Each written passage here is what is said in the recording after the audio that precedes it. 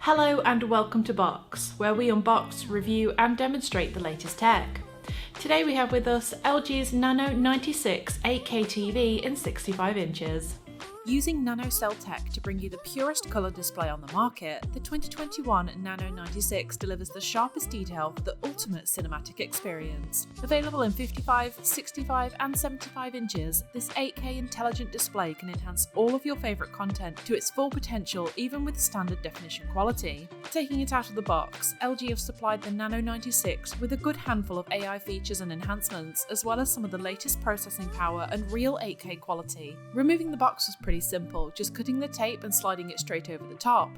You'll find the accessories you need around the packaging inside, including some user guides, cable tidies, an IR blaster, a magic remote and the stand. After removing the remaining packaging and laying the TV face down on a covered surface, you get a good idea on the connections that you have to work with. The back is pretty standard with a universal 400x400 base mount and an L-shaped cutout packed with all of the essential inputs. Now the power cable is fixed to the TV, but the cable's a decent length, measuring at around 58 inches long, which is decent enough to reach the nearest outlet. In terms of inputs, you get two strips along the bottom and side for easy access on both the stand and a wall mount. On the bottom there's an IR blaster connection, satellite and cable inputs, an optical audio out, a LAN for consistent internet connection, two HDMIs and two USBs. On the side, there's two HDMIs with one being eARC compatible, a common interface slot, and a 3.5mm audio out. Of course, you may have noticed that LG is proud to advertise that you can achieve 8K at 60Hz with all four HDMI ports here, provided that you're using a high-speed HDMI.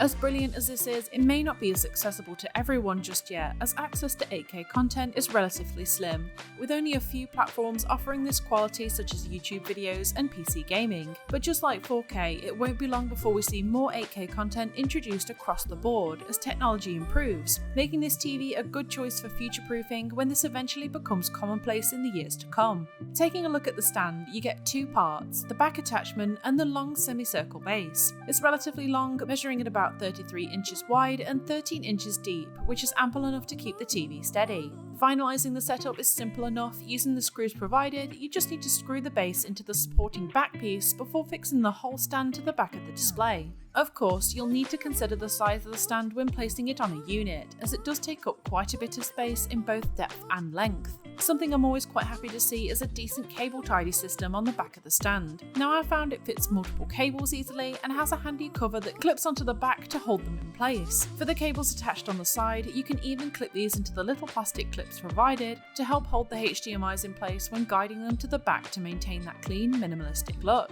Setup takes you through the usual steps to get it up and running, including logging into your LG account, programming channels, and enabling Wi-Fi and certain features. Once you've gotten through it, you're taken straight to the dashboard where you can choose from some of the top streaming apps or access important settings. I like how easy it is to use the interface, navigating swiftly through a series of visual tiles for quickly finding my favourite apps and shows. Getting into the settings, you'll easily alter the picture and sound using the quick access menu through the magic remote. Appearing along the left-hand side is accessible even while continuing to watch content, using the little toggle switches to alter modes in real time. Before I show off what the TV can do, I make sure I turn off energy saving and update the TV, allowing me to fully show all possible functions correctly. A few things to point out here in the 2021 models from LG is the inclusion of both gallery mode and the magic remote. Even though you might not use it, gallery mode is a beautiful feature that comes in handy when transforming your usual black box into a piece of art that blends nicely into your surroundings. The magic remote is something I could definitely get used to. Utilising a cursor that helps navigate through menus and typing out login details, I find I no longer need to repeatedly press buttons to get to where I need to go. Instead, I get to glide the cursor directly to the point I need, making easy work of settings menus. Of course, I'm glad to see hotkeys for popular apps like Netflix and Disney Plus on the remote itself, making it an even quicker process for accessing my favourite content. Taking a quick look at the overall design, the display itself is relatively thin. The back is slightly thicker than some of the OLED displays on offer, but I feel it's still good enough to sit nice and flush to the wall when wall mounted. The edges are coated in a brushed metal all the way round, nicely framing that practically edge-to-edge display. For the display specifications, you get a 7680 by 4320 8K IPS display with full array dimming and the latest A9 Gen 4 AI processor. In terms of picture enhancements, you do get the works, including full cinema HDR and HDR10 Pro, on top of having access to Dolby Vision IQ for watching movies at a picture quality the makers originally intended you to see. Of course, if you watch a lot of standard or 4K definition content, you'll love having the option to see it all beautifully upscaled into 8K thanks to the AI tech built in. To go into even more intricate detail, the AI enhancements even manipulate slight details in face and body on screen to highlight and draw the eye to every element of the picture so you never miss a moment. With every AI feature I could possibly enable, the picture did look as stunning as ever, delivering wonderfully rich colours and nice sharp details. To the untrained eye, you may not notice much difference, but once you turn them all off, you may not want to watch without them again, as the slight enhancements really go a long way. The Nano96 is built to bring pure colours across a variety of streaming services, no matter the content.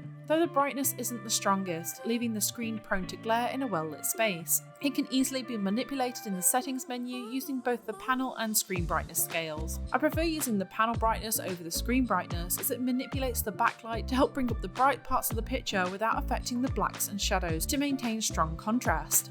Adapting the picture is made easy when you have 8 picture modes to choose from, instantly altering the brightness, colour and tone to match the specific content. The best thing is that you can toggle through modes in the quick settings bar while watching how it affects the picture in real time.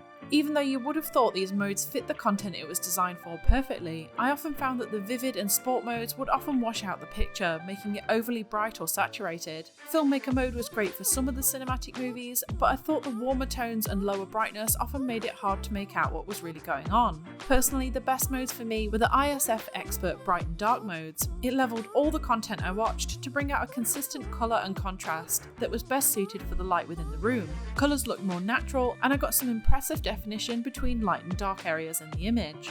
After watching a variety of content from movies to music videos and games, I found the display quality did hold up to my expectations. It achieved impressive detail across the board, giving my favourite movies a whole new light. The view was still very clear even from a sharp angle, seeing no distortion or loss of clarity. The only slight issue for me was the moments of glare in a bright room during dark scenes. It was slightly distracting seeing my own shadow reflected in the dark portions of the screen, but the image looked brilliant in a dark room, and it wasn't too difficult to tweak a few brightness settings to help reduce the effects. Putting the TV through a few basic brightness and dimming tests, I got a good idea on the underlying quality of this panel. In the brightness test, when displaying on a scale of 100 to 4000 nits, it came out at around 400. It's sufficiently bright enough for daylight and nighttime viewing, still showing near perfect blacks and a clear picture in varying light conditions. Now, I did see a few instances of light blooming around subtitles in some high contrast scenes, but it was only really noticeable every now and then and still offering those near perfect deep blacks. When it comes to sound, there are some brilliant AI features that help adapt the sound as you change up shows, but you're also gifted with both Dolby Atmos and Ultra Surround sound. Tech-wise, you get 40-watt downfiring speakers with a 2.2 channel. Thanks to all of these additional features, I found that the sound was pretty decent even for inbuilt speakers.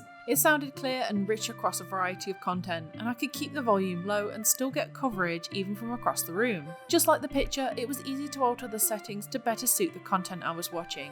When using the quick toggle modes in the settings menu, such as clear voice for enhancing quiet conversations or AI sound when you're browsing through multiple YouTube videos. Of course, you can treat yourself to some LG compatible soundbars that will greatly enhance the overall sound input, but as always, it's hard to take my word for it. So here's a quick sample of the audio quality you can expect from the speakers.